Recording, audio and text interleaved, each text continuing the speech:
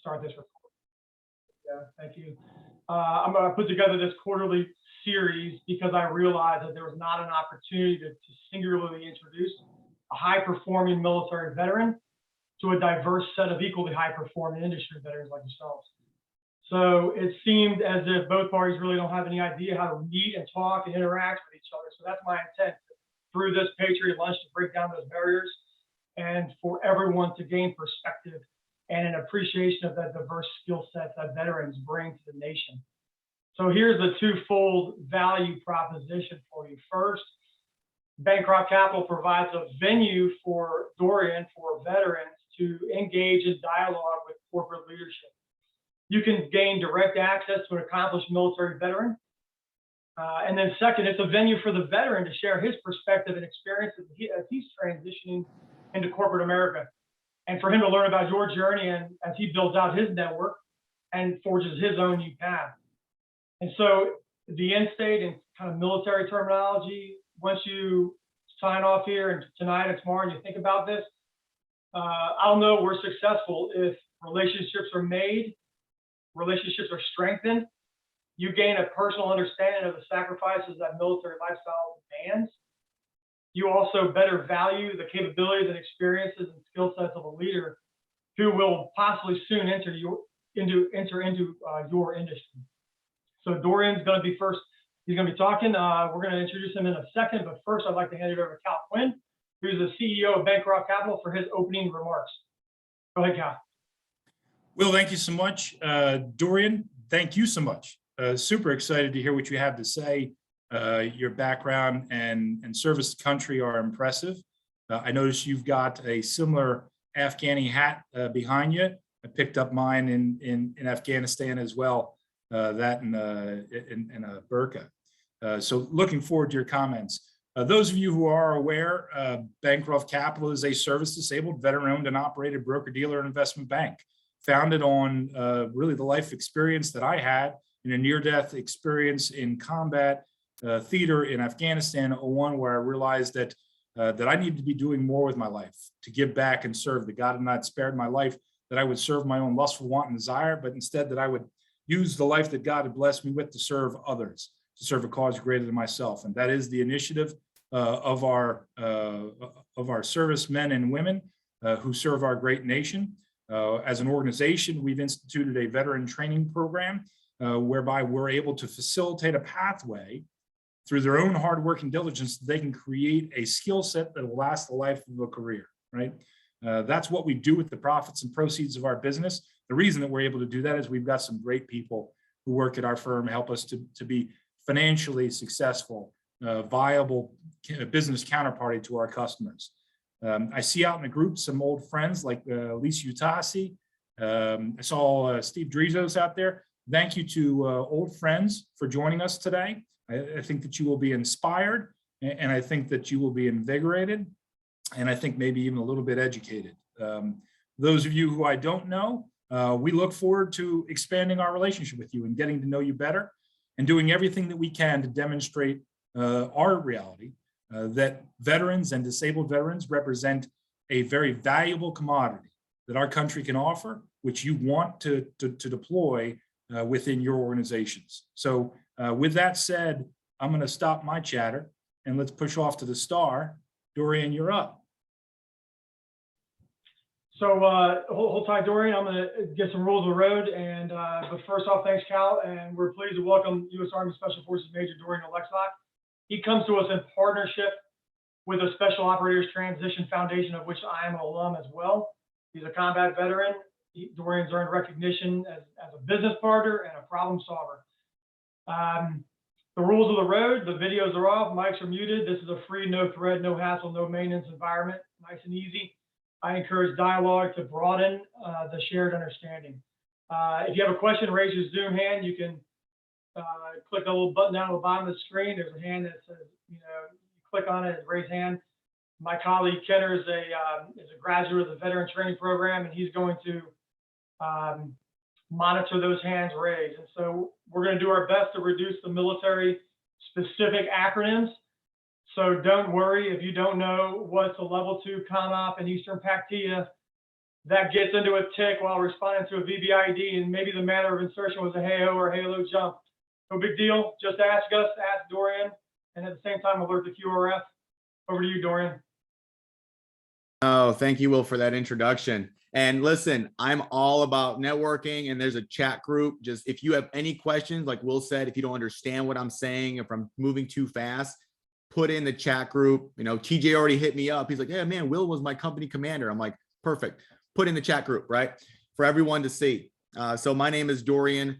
I'll take 30 minutes of your time today and just have a kind of an open conversation and try to answer a very umbrella question of why are veterans marketable in the civilian sector? Why did Dorian leave 10th Special Forces Group and walked into Amazon with no logistics background or supply chain management? Why is it that my buddy Ben, who has no background in IT, left Special Forces and now he's managing IT personnel up in Madison? Like, why? You know, what do we have and what do we bring to the table, and how are we a valuable asset to a company? And a lot of us are leaving the military and contributing to these various industries, but we have no knowledge whatsoever. We're just kind of LBD, learn by doing. So for the next 30 minutes, the best way I'm going to approach this, I'm going to break it down by 3 different segments. I'll talk about Dorian's military experience, right? And how we kind of as a team came together to overcome a stressful situation or a problem set.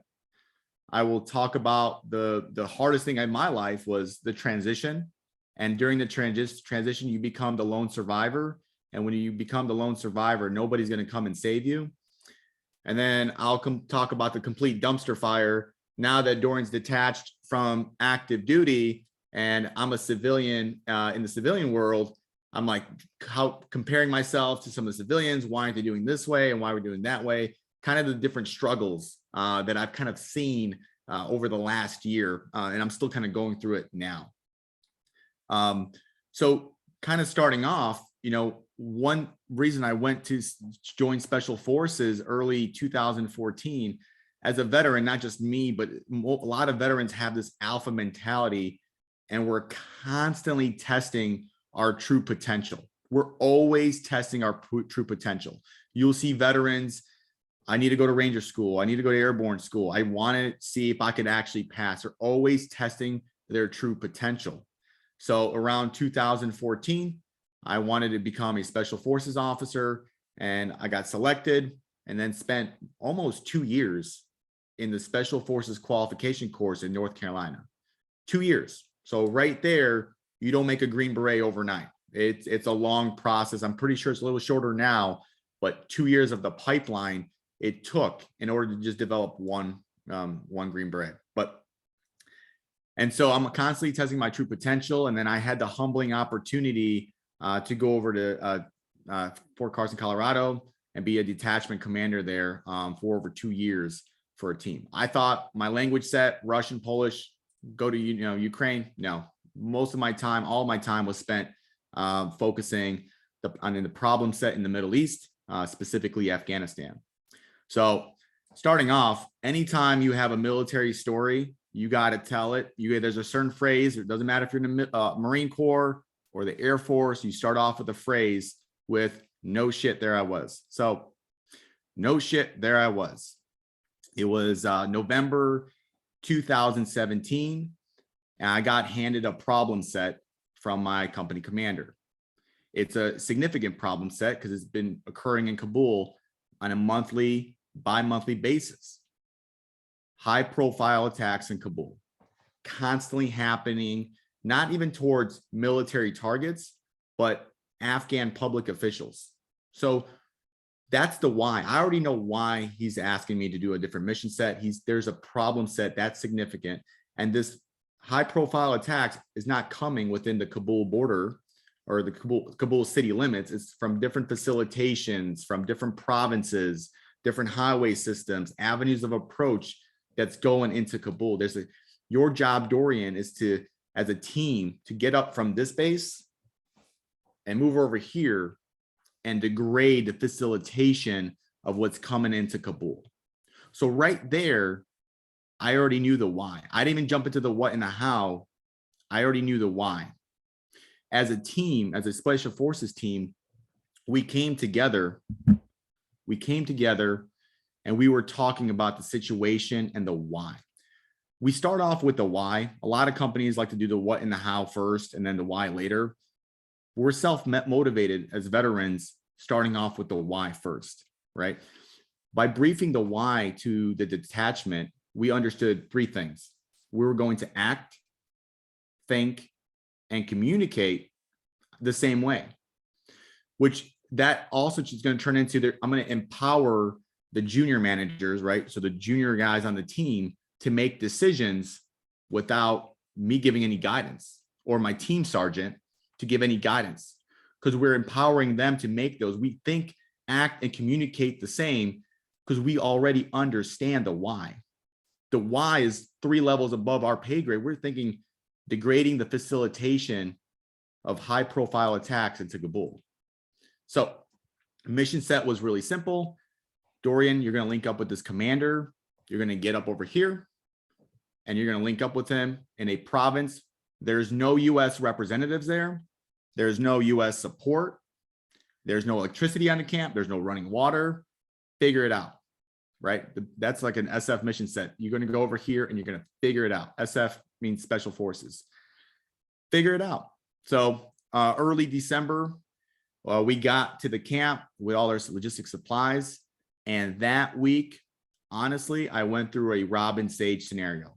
Now, for some of you who are listening in and don't have a background in special forces or the pipeline for special forces, Robin Sage is our culminating exercise at the end of the qualification course, right? That is the exercise that you bring everyone's skill sets together and you're going to operate in an unconventional environment. It is open source, right? So I'm not telling you anything secret. So if you want, after this, Google Robin Sage and see what it is. Support Republic of Pineland if you want. Put that bumper sticker in the back of your car. Anyways, so I went into this Robin Sage scenario. First day I landed, and I was expecting the commander to be there and wish me well and bring me into the camp and introduce me and show me around.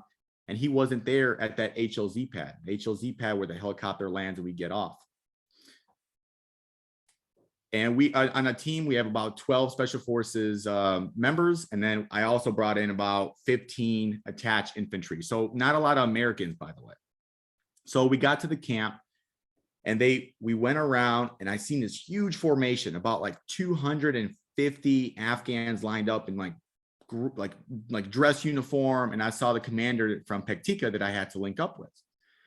And I'm like, man, this is a little bit too much. Like, this is a big welcoming ceremony, but it wasn't for us. That was right there, my first Robin Sage scenario. And as I'm linking up with my G chief, I'm linking up with my commander, and all of this is not for us. They're waiting for multiple journalists and different public officials from this province because they just got off from operation the night before, and they degraded the Taliban, their weapons and equipment, and had multiple casualties. They're bringing in journalists from the provincial government and selling it to the news media of their performance. So we got into the conference room and he got all the public officials and he's just like, listen, this is all the great stuff that we're getting into. That was not really like a Robin Sage, but it was a selling point once again to the detachment of the impact we're going to have here to also enable this partner force to even do better and greater things near the international border between Pektika and Pakistan. That next day, as Green Berets, a lot of you watch these movies and they think, oh, Green Berets are just knocking out doors and so forth. Sure, we'll get into that. We'll learn the how of skinning the cat. But one thing we start off with is rapport building, right? So that second day at that camp, the commander and I and some of the Green Berets and some of the partner force, we drove right to downtown Pektika. And we linked up. The person I talked to was the governor of that province. Now, regardless of that governor's support or lack of the support, I was still going to operate with the commander and, because we have a mission set to degrade here. But I needed his support, because I understood that if I maintained a relationship with the community, that's going to be a lasting impact for not only the U.S. Americans here, because we're the only show in town, but also the partner force for long term. So that day we linked up with the governor. I linked up with the provincial police, the guy who ran the agriculture for the entire province. I learned a lot from him, right? And it's, hey, you know, we're here and we have the same mission set. And I was trying to do is gain community support. Not really a Robin Sage scenario, but the next day was where I got slapped across the face of a Robin Sage scenario. So the next day, day 3, right? We're still trying to get to know the partner force.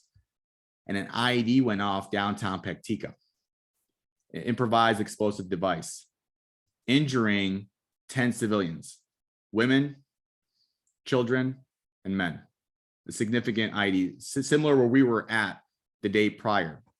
Now, why it's a Robin Sage scenario is a high stressful scenario where you have to make a decision. Like there's no, let's call over to the commander and see what he said. You're going to make a decision right now to figure out what's going to be the impact on this. But 10 of those civilians injured came to our camp. They had a hospital downtown Pectica where they just could have utilized their doctors and so forth, but they all came to our camp. We're about 7 miles away from downtown Pectica. The Robin Sage scenario is 8 o'clock in the morning. Dorian, what do? You know, you don't have a lot of supplies. You barely have running water, and you have enough supplies to support your team, some of the attached infantry that joined, and maybe the partner force. And that's it. That's also including the blood. You have zero medical support after this if you support these 10 civilians. What do? Robin Sage scenario. And so without even really thinking about it, I'm like, we're going to support them. We're going to provide them aid. We're going to bring them into the camp. We're going to utilize our medical supplies. And the best thing about that is the entire team didn't question that. No veteran, no attached infantry, no Green Beret was like, no, you F this, F that. You can't do that. You can't bring them onto the camp and use our medical supplies. We didn't hesitate. We brought them in because they understood the why of why we're here. But simultaneously, you live off life off 2 things, needs and wants. Wants is for desire, right? I want a new BMW. I want a better table for my kitchen. Needs is for survivability. We need a roof over our head. We need food and so forth. What I was trying to do is bring everybody in, and we need to maintain rapport, not only with the partner force, but also the community. I knew we were going to be out of medical supplies. We brought them in, and because I know I need the support of what we're trying to do here, because I'm trying to support that why, I needed that provincial governor, the provincial police, the guy that's agriculture. I needed his support. So we allowed everybody to come into the camp, and we provided first aid. Was it the right answer? Oh, hell yeah, right? Because it was easy for me to call to headquarters that night. Hey, we're out of X, Y, and Z, resupply by tomorrow. Let's do that first, right? So that was my first like Robin Sage scenario that week. And then once we established rapport, right? We established training with our partner force. We knew what we're there. Then we're skinning the cat of understanding the how, right? The how is kind of the last thing we did, is how we're going to skin this cat, because you have Green Berets and you have Afghan partners coming from 2 different backgrounds, 2 different cultures, and we have 2 different ways of operating, right? But we got to work together, and we got to make sure that the partner force is the one leading this.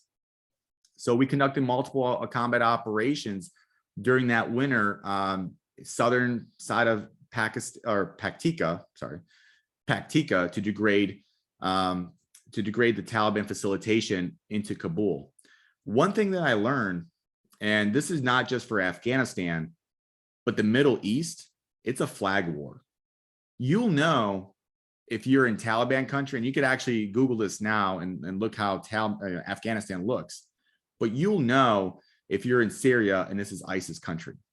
You'll know if you walk into Taliban and if this valley is Taliban country, right? It's a flag war.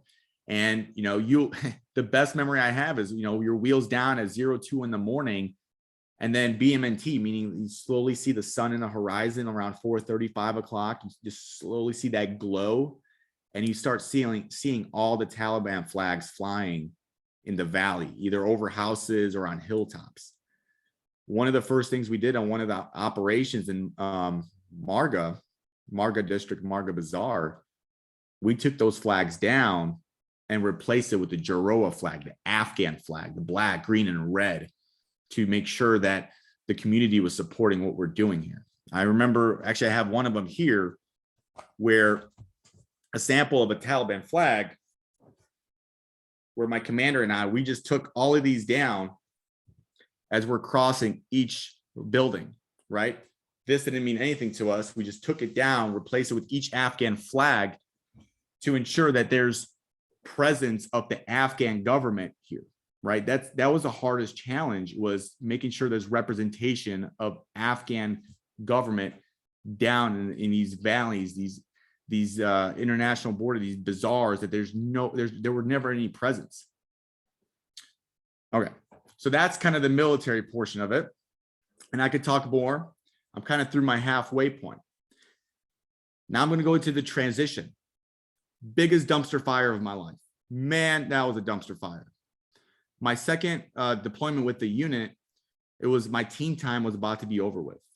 And it was April or May 2019 where I had to decide what I was going to do with my life, right? I live off the life, not off work-life balance, but I live off value-based lifestyle, meaning I value this more than this, right? And I'm a single father of two, and one thing I prioritize in my life were my kids. So I made that decision May 2019 to, focus on my kids and transition back to Chicago. After my team time, I still stayed with the company to finish off the deployment, which is a bad move. My sergeant major at the time, Ryan Sarter, Dorian, you need to redeploy early because you can start your transition process.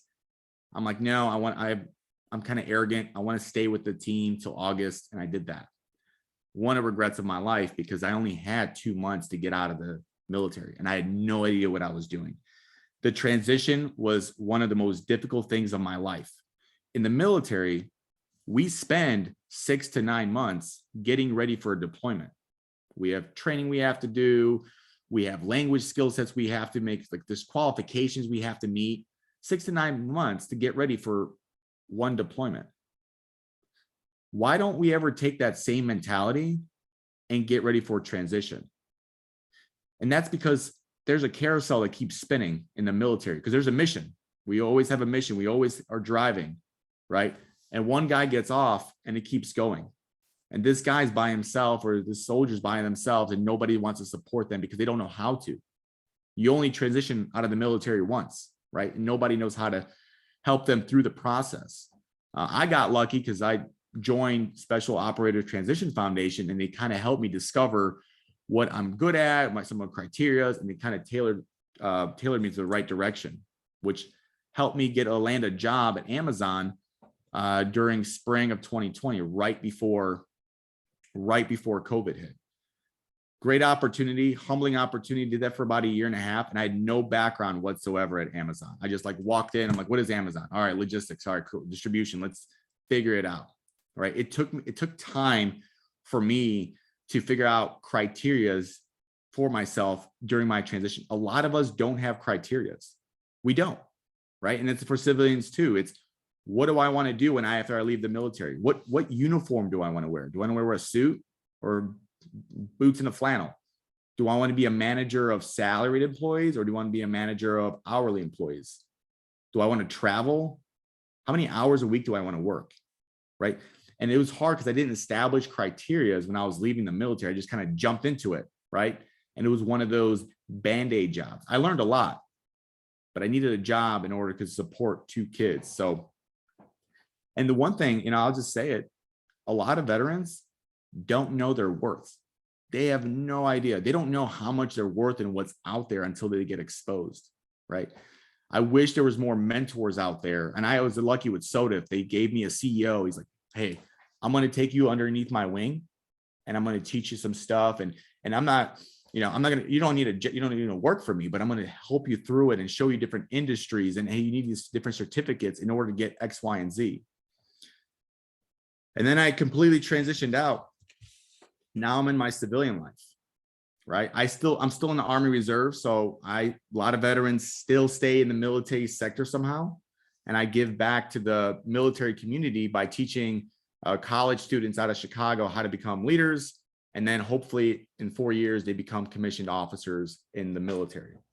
So I always give back, and I always try to go back, and I always mentor, advise, and assist veterans transitioning out. But it's extremely hard, right? Because now I'm a civilian. And the difference I've seen in the civilian world is black and white. In the military, I remember having, coming into PT, physical training at 6 o'clock with our detachment and working out for about an hour and a half. Then we break bread by having breakfast. Then we're in the team room at 9 o'clock and working till like 6 o'clock on an admin day, and we go home. Then our wives start calling. Hey, all right, hey, Emma, call. We got to go to Justin's house for a barbecue. And then we're hanging out till 10 o'clock. And the next day it repeats itself. And the next day we're together for about 16, 17 hours out of the day, and we don't even realize it. I remember on multiple occasions at Amazon, or even the company I'm working for now, hey, you guys want to get breakfast before work? They think I'm crazy. And they create the separation from work and people's lives. No, like I'm not going to get breakfast with you. Why would I get breakfast with you? That doesn't make any sense. Once in a blue moon, we'll have a company picnic, and that's about it. That's great, right? But there's such a disconnect between that human interaction with your coworkers. The military lives off that. You're going to be with your coworkers all day, and the kids, the wives are connecting, and we're hanging out on the weekends. Whereas in the civilian sector, it was extremely hard to bridge that gap of having that interaction with your coworkers. Hey man, I'm doing my 9 to 5. Like after this, I'm going home with my family. Like you don't know if my family is completely disconnected. Not all companies do that, but ask yourself, for the people that are watching, when was the last time you had breakfast with any of your coworkers, or had coffee, or maybe you actually worked out with any of them, right? Probably not a long time ago, right? Or maybe they never, right? So it's like that was like my biggest struggle. And now that I'm a civilian, it's like having that emotional, that attachment to my coworkers, that we are always spending time together. We don't. One thing I want to mention now that I'm a civilian, and veterans do this, it's not just Dorian, it's all veterans. And I mentioned earlier about always testing my true potential. And that's why I just decided to join Special Forces and go through the 2-year-long pipeline. I'm testing my true potential. I'm doing that in the civilian world now too. If I have a job that has no purpose, and it's just kind of like I'm very complacent doing the same thing over and over, right? I'm not testing my true potential. So one of the things that I did, and a lot of veterans do this, is we get out, we get a job, and it's what's the next way that I could test my true potential. Okay, so I did 2 years of the pipeline in the military. What's something else that I could similar to that, right, to test my highest potential? And maybe an MBA. And that's why I applied at Kellogg School of Management at Northwestern, because I want to test my highest potential. I want to continue growing and learning. And if I fail, I fail, but at least I did try to do it. If I pass, it's amazing. I understand my true potential. I'm always trying to go to the next school or do the next thing to build my career, build a foundation. The same thing I was doing in the military. I was going to the schools to build the foundation of my leadership skills in order to get that next position, right? A lot of employers fail at that. They just hire veterans like, I got you, man. I'm going to hire you, but there's no purpose. They don't send them to maybe they get their certificates or find value for that next promotion. And so the one thing I want to end off, some of the couple of key takeaways that I want to mention. Number one, for veterans transitioning out, it's truly one of the hardest things that a veteran goes through. The best thing that any employer could do is be that mentor and help them through it. Network them, maybe they're walking into your industry and they're not the best suited for that industry.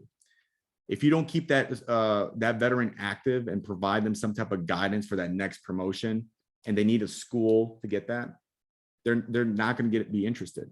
Their whole lives in the military community, that's all they were doing. I'm a squad leader. In order for me to take the platoon sergeant spot, I need XY school. All right, I did XY school.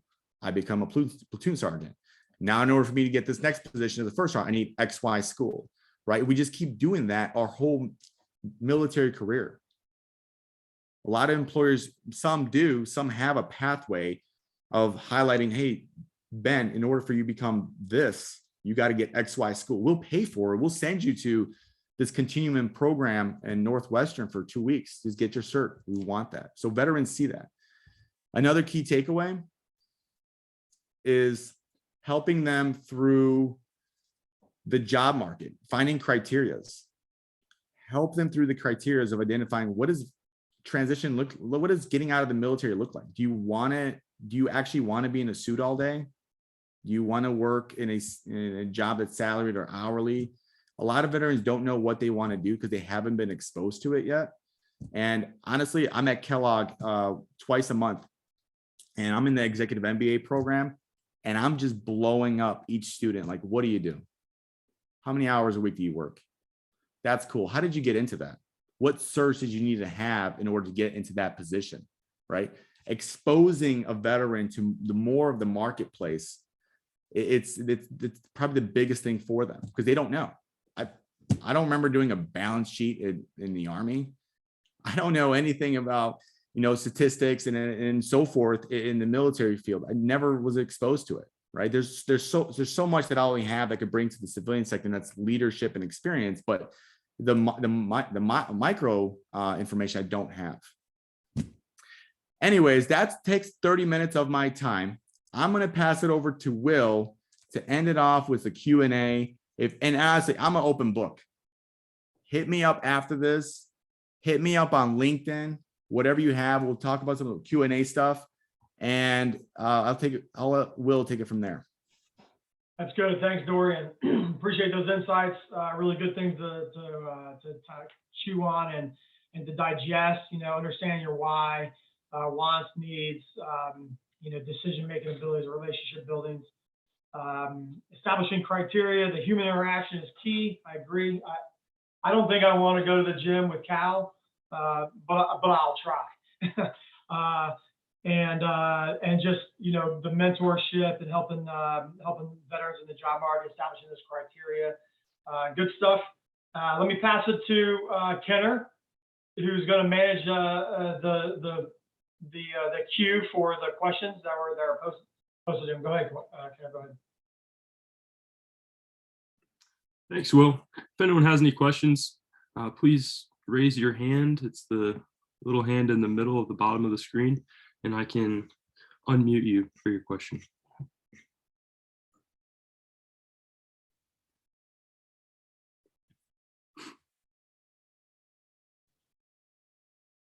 Looks like Cal's got his hand up. All right. And then Dennis, so we'll go that way. Sounds good.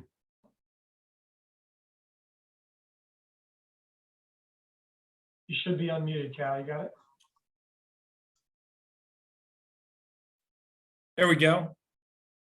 Hearts and minds, winning the hearts and minds, always a challenge, especially when you're in somebody else's country. You mentioned, the act of removing the banner of Taliban and replacing it with the national flag of Afghanistan, how important that is to the psyche of the people. But that doesn't necessarily constitute winning of the hearts and minds. How did you go about doing that, Dorian, you and your team? That is, man, that's a good question. And kind of like I'm going to approach it is what I realized, and one of the things that I failed on, and I'll take ownership of it, conducting combat operations in Afghanistan, and why the Taliban always had an upper advantage is the fact that we'd be over here, we'd go up, do a hit at night, period of darkness, come back, and come back to base. The community is still there. the Taliban's still there. They live within the community, and they have the advantage of the human factor. They always did. One thing that I was successful in was, not us specifically, but empowering the partner force to utilize their social media platform or utilizing local journalists to sell what the positive things that we're doing in XY community. So during that time in the winter of 2017 in Pektika, everything that we did, the commander in that partner force sold the positive back to the community. I mean, we would do a hit, and the next day we would have journalists come over from that province, and we would sell and show to the world, show to the province and the Afghan government, like, this is the positive things that we're doing, and we're degrading the Taliban away from here. So empowering the actual partner force to sell what they're doing via the media. That's like one awesome way that I could say that we could actually help empower and show the world that all the positive things that we're doing in a certain province. Hopefully that answers your question.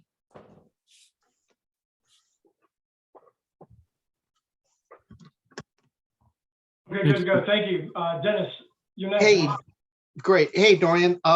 Since I know you've been in the workplace and I worked with you as you transitioned out, do you have recommendations on what businesses can do to better onboard, a veteran or prepare before they try to recruit a veteran?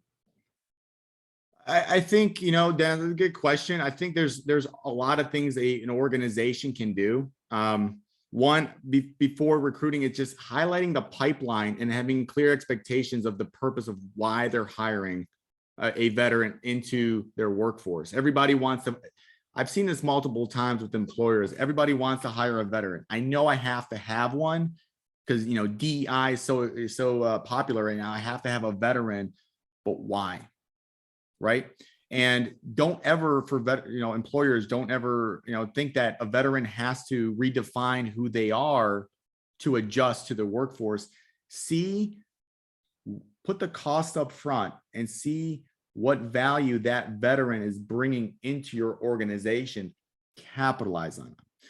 I think, the best thing I could say for a lot of companies is linking up with different fellowships like SOTIF and becoming a mentor to a veteran, right? Becoming that mentor and showing them, hey, as you're transitioning out before you get into my job or maybe a different employer, you need these certifications, right? You need this pathway. Maybe you need to not go to work and go to get your MBA, right? Be that leader and help a veteran mentor into the civilian world before they get there. Hopefully that answers your question, Dennis. That's a great suggestion, Dorian. Thanks. Let's see here. I don't see any other hands raised. I will ask, you spent a lot of time in Afghanistan and you talked about all the rapport building that you tried to do in your time there. Could you just talk briefly about our exit from Afghanistan and perhaps, any particular stories you have of So specifically what we're trying to get at is really the fall of Kabul in 2021 and last August, right? And that was a significant impact, but not to get too political with it. As a whole, Green Berets operate worldwide. Okay, that's open source. We know that. We train and advise the indigenous population to fight their own fight, right? And anytime we do exchange training with a foreign force, or we do combat partnership, like in Afghanistan, after 3 to 6 months, we give out these certificates of appreciation, like, hey, thank you so much for working with us. Let me tell you something. After the fall of Kabul 2021, my LinkedIn account, my Facebook account, which doesn't even have my full name, got hit up by hundreds, right? Hey, Dorian, you and I worked with this commander from Pektika in 2019. I know this because I have a certificate of appreciation. And look, man, I'm Abdul Muhammad. And on the bottom right there, it says your name on it.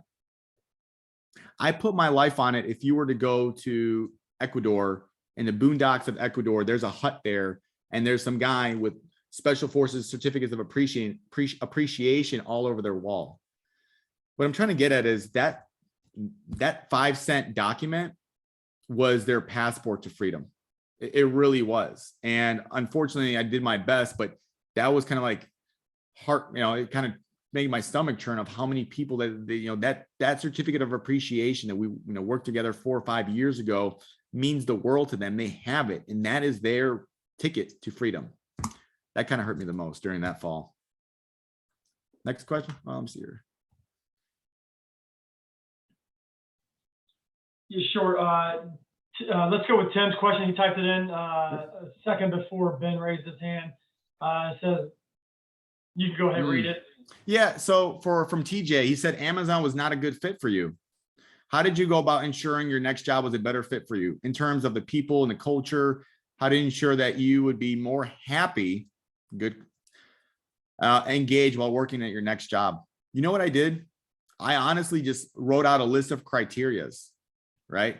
Amazon was great. Don't get me wrong. It was a humbling opportunity to work at Amazon because they gave me that opportunity to learn and fail. So I had successes and failures at Amazon.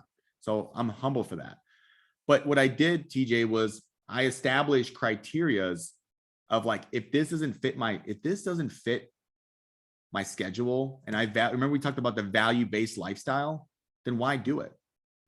Right? There's executives out there that, oh, I love my kids and I love my family. They're number one to me. Well, if they're number one, why are you working 70-hour weeks and then golfing on Saturday and Sunday?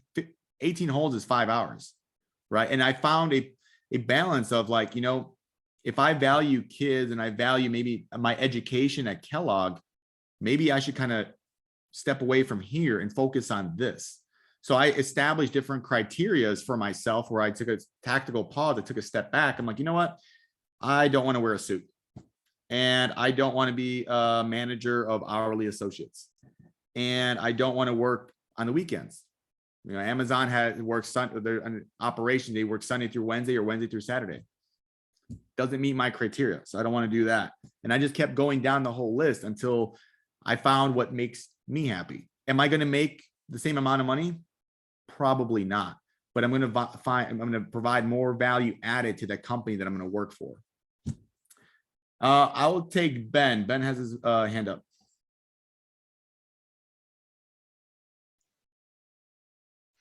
Hey, Dorian, thanks for taking my question. How has your leadership style changed or adapted, or maybe it hasn't, in transitioning from your military experience to the civilian life?